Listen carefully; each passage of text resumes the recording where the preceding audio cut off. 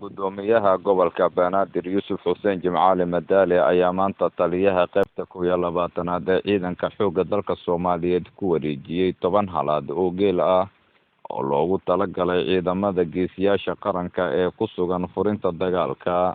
Munaasabada ciidanka xoogga dalka lagula wareejiyay geela uu ku deeqay duqa magaalada Muqdisho ayaa ka dhacay magaalada Dhuusamareeb ee caasimadda maamulka Galmudug, gaar ahaan saldhigga ciidanka xoogga ee qaybta 12aad.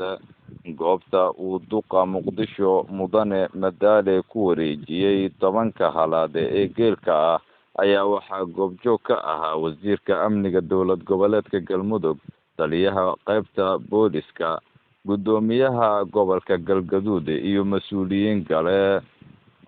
gudoomiyaha gobolka Banaadir ahna duqa Muqdisho Mudane Yuusuf Xuseen Jimcaale Madaale ayaa sheegay in had iyo jeer uu garab taagan yahay ciidamada qalabka ee ku howlan ciribtirka kooxda Al-Shabaab.